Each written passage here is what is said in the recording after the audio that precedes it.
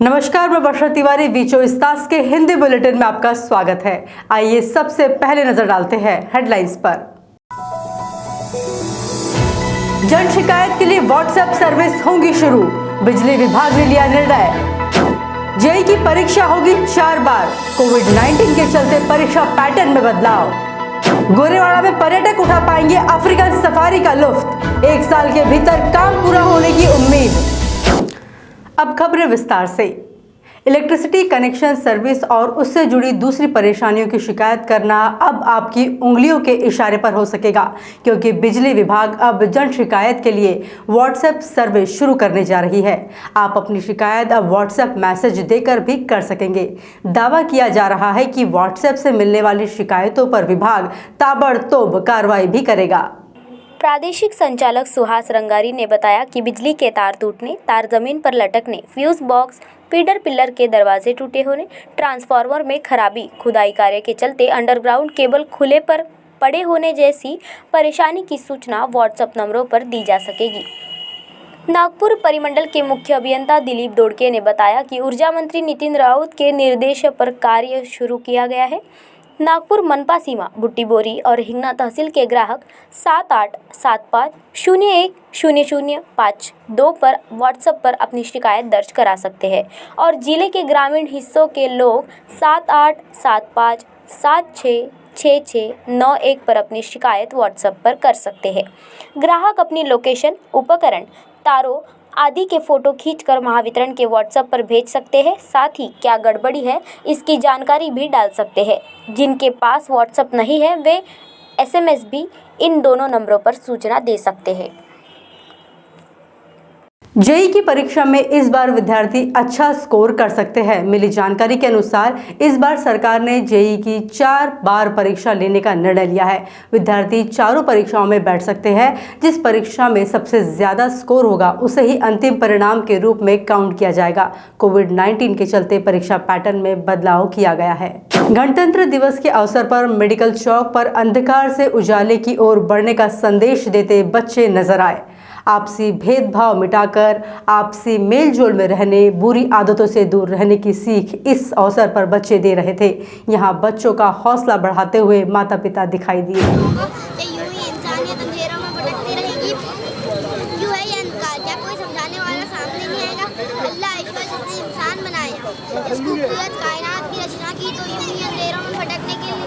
महाराष्ट्र में एक मुहिम चलाई गई जिसका नाम है अंधेरे से प्रकाश की ओर।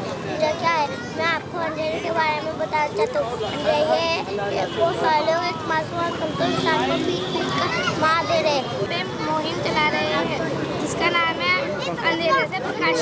सकरदरा तालाब परिसर में ताज राज हीरा अखाड़े ने गणतंत्र दिवस के अवसर पर अनेक कार्यक्रम आयोजित किए। कार्यक्रम में लोगों ने बढ़ चढ़कर हिस्सा लिया। अगर आप अपनों से प्यार करते हैं और उनके लिए कुछ करना चाहते हैं तो सड़क पर गाड़ी चलाते समय एहतियात बरतने के साथ ट्रैफिक नियमों का भी पूरा ख्याल रखना होगा। जेसीआई नागपुर मेडिको ने गणतंत्र दिवस के अवसर पर रोड ट्रैफिक सुरक्षा जागृति पर कार्यक्रम का आयोजन अंबाझरी तालाब के पास बने स्वामी विवेकानंद पुतले के पास किया। इस दौरान सड़क सुरक्षा को लेकर नुक्कड़ नाटक की प्रस्तुति दी गई। कार्यक्रम में राज्यसभा सांसद डॉक्टर विकास महात्मे और जेसीआई मेडिको के पदाधिकारी मौजूद थे।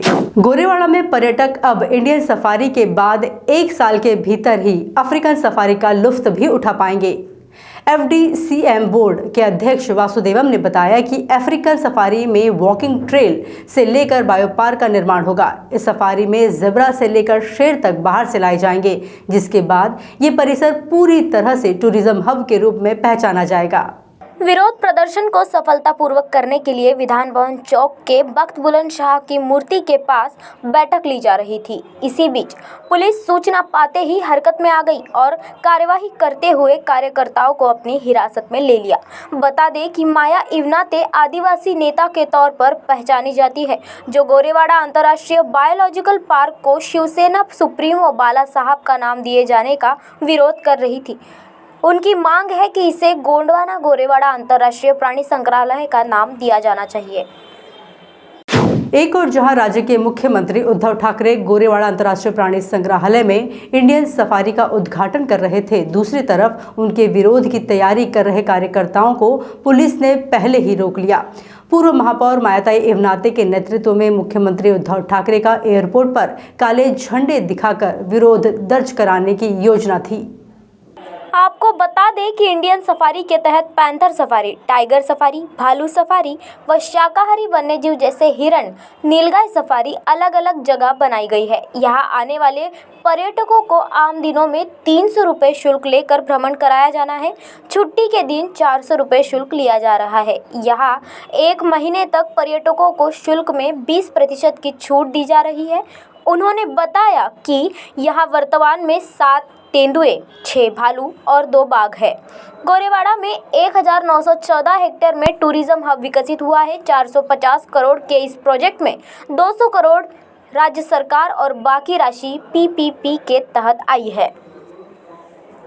खबरों में फिलहाल इतना ही। आप हमारे वी24 तास के सोशल मीडिया प्लेटफॉर्म जैसे फेसबुक, ट्विटर, इंस्टाग्राम पर भी विजिट कर सकते हैं और ताज़ा अपडेट ले सकते हैं। फिलहाल दीजिए इजाज़त और लगातार अपडेट जानने के लिए बने रहे हमारे साथ।